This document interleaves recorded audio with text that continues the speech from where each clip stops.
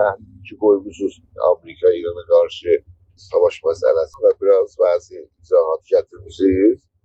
Böyük problemlər var da bu savaş məsələsində. Məsələn, İranda indi belə bir çaşni inficariyə də bir şey fəaliyyətlər göstərilir ki var və İran rejimi problem içində olacaq. Amma əvvəla bəlli deyil ki savaş olacaq. Çünki savaş məsələsində mümkün də olar.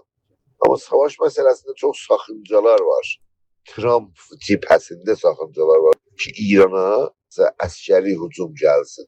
Trump'ın sistemi budur ki, əgərsə biz İran rejimini vurmaq istəyirik və İran rejimini, məsələn, məntəqədəki dövlətlər onu istəmirlər, məntəqədəki dövlətlər o savaşın pulunu verməlidirlər, nəinki Amerika versin. Trump'ın yəni tezi bu da. İndi böyük saxınca ki Trump yəni özü hey tikrarən deyir savaş istəmirəm, savaş istəmirəm, savaş istəmirəm. Trump'ın beynəlmiləli siyasəti, xarici dövlətlərə qarşı məsələn tərife kompleksin artırılması.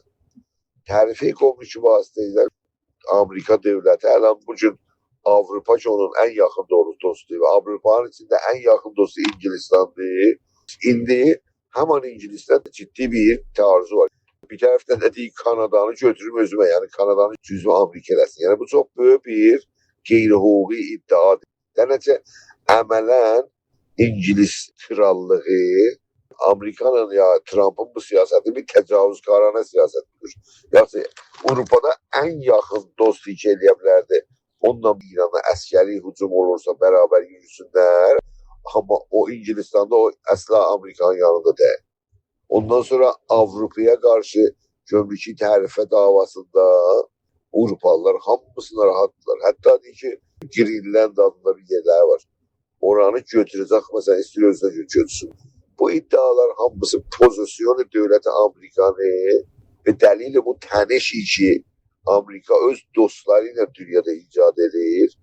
Pozisyonu kudret Amerikanı zəiflədir. Və təbiətən da etibarı dövləti Amerikanı bu ki o birisi dövlətlər dursun onun yanında beraber bir siyaset yürütsün. Trump'a belə bir inanç yoxdur bu gün. Yəni Trump'ın dövləti bu gün hətta Amerikanın öz içində də o səs verənlərin yanında belə deyirlər ki 15-17% qədər azalmış bir durumdadır. Və dünya səviyyəsində də məsələn Çin ilə, Rusiya ilə tamam bu dövlətlərlə təniş alındadır. O cəhətdən güclü bir beynəlmiləli cibhə ki Trump'ın yanında dursun İrana yəni savaş açsın o çox quşqa altındadır. Burada mən bunu sizə deməliyəm ki əgər bir gün Amerika deyək danışılsın ehtimal da vardı. Yəni əgərsə məsələn İran bilsələr həqiqətən çaşni kulahaki atomu düzəldir ki o atom silahının ən önəmli yönü yəni o vardı o əsliydi. Yoxsa muşəklər amada hətta muşəklər göndərdi İsrail'e yetişdi muşəklər. Ona görə muşək var. Onun atomi başlıq kulağa gəzdi. Əgər məsələn görsələr ki yəni qeyri-mütarif bir siyasət götürüb olar ciddi elə bir işlər gördü çox ehtimal var ki İrana hücum gətirələr.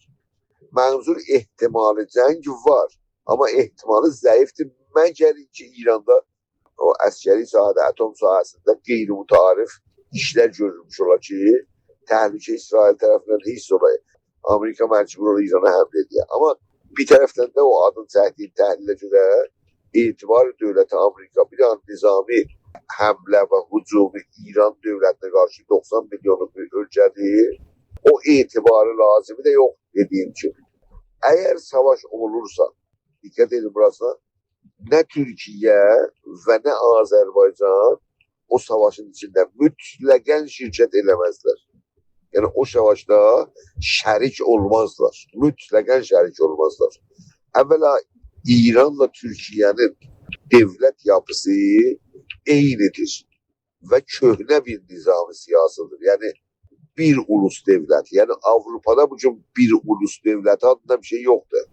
Yəni Avropada çeşitlilik, təkəssür-girayı, yəni 2. Dünya Savaşından sonra yeni reformlar ki qəbul olub sazman illərdə bu dövlətlər onları qanuna keçirdikdə və dövlətlər bir millət devlətindən keşirətgira bir devlətə çevrilirlər. Amma Türkiyə təəssüflə Ama bir milletin devlet kimi. Yani yeni reformlar var. Yani demokratize olmuyor. Yani demokratizasyona düzgün bir ikram olmuyor Türkiye'de. İran'da da hiç olmuyor. İran'da olan sistem ikinci Çağ zamanı kurulubdu.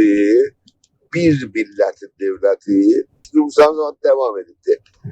Der vaxt Rıza Şah kimden ders aldı o devleti burada? Atatürk'ten. Atatürk kimden almıştı? İngilab Fransa'dan. Ama yine İngilab Fransa devleti kurma zamanında yani klasik devlet millet zamanı soğuşmuştur. Şimdi kisletkira bir devletin yani neçə milletli bir devletin kurulmasının zamanıdır. Şimdi de kurulubdur indi. Ama İran ve Türkiye o ərsədə qalıb. İndi nə cürdür? Türkiye hiç zaman istemez ki İran rejimi değişsin. Çünkü İran rejimi yıkılırsa mümkündür ki İran'da sistem bir milletin devletinden neçə faaliyet edir. Ondan ötürü daha bir milletin devletinden neçə milletin devleti olsun. Yani kesretkira bir devlet olsun. Ki hamını milletler resmiyeti tanısın.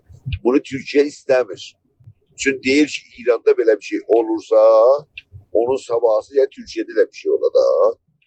O cəhətdən Türkiye hiç zaman bakmıyor ki NATO değil, İran'a karşı savaşa girmez. Ona göre bu teori siz orada ahirde yetişmişsiniz. Bu teoriyi terminolojiken yanlış bakır.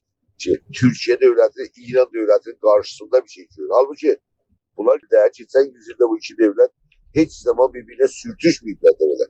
Bakmıyor ki İran əməldə təcavüzkarane işleri görür var Türkiye'ye karşı. Mesela PKK'ya destek filan var. İndi İran'ın en büyük narahatçılığı PKK'nın bu fəsi filan da yani arada kesin. Niye? Çünkü oradan bu ünvanı əbzar indiye kadar Türkiye devletine karşı istifade ediyor.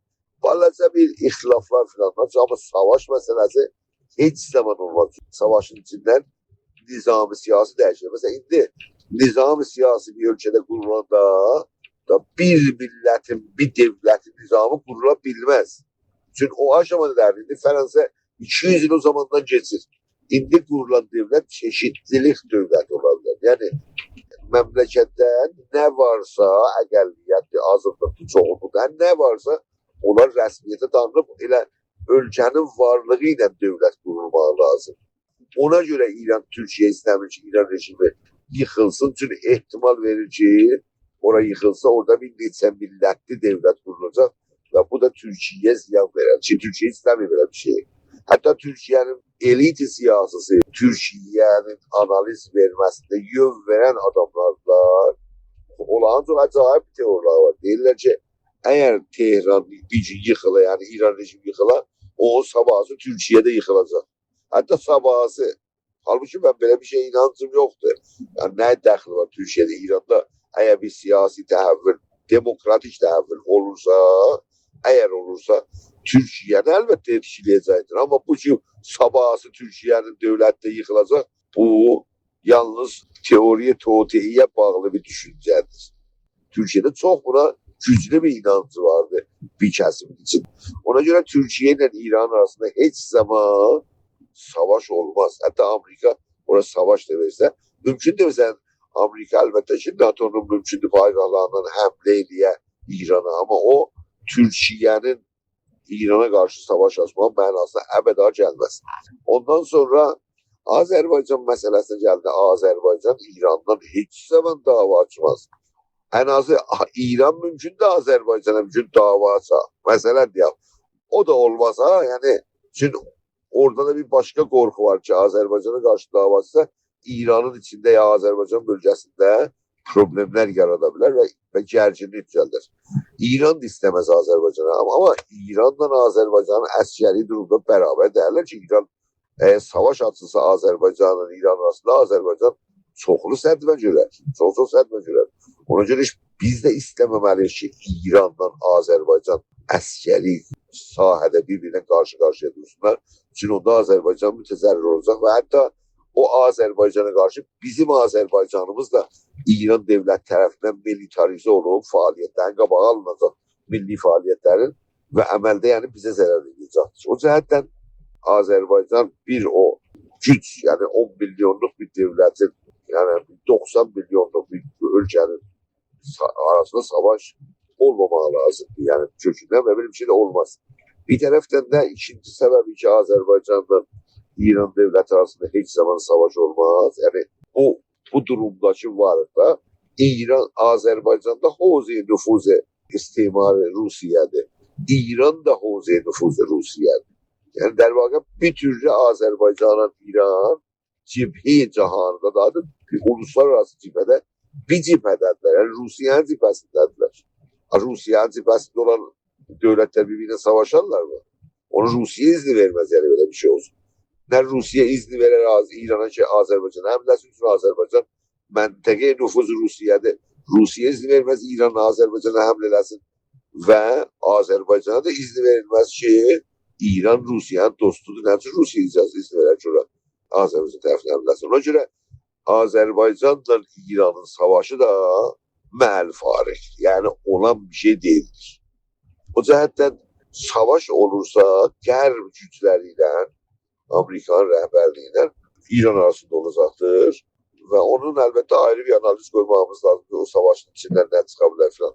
Problemimiz bizim bugün budur ki Türkiye veya Azerbaycan bir devlet olarak güya bizim menafemiz yani İran'da Türklerin Azerbaycan'ın menafei için İran rejimine karşı duracaklar. Onu eğer böyle bir fikriniz varsa unutun. Çok büyük yanlışlıktır. Bizden neden ötürü? Bizim faaliyetimizi felç edir. Bizim aktivistimize deyir ki, Türkiye cevap alacak da bizim aktivimizi. Azerbaycan alacak da bize ihtiyacı yoktur biz iş yorak.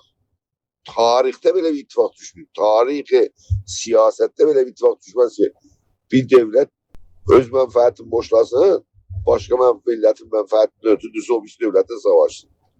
Böyle bir şey məqdur değil. Ona göre bu zihniyetinde varsa ki Azerbaycan, Türkiye, buraya İran devleti savaş bize bir şey kazandıracaklar, onun çok ziyanlı verici bir fikirdir.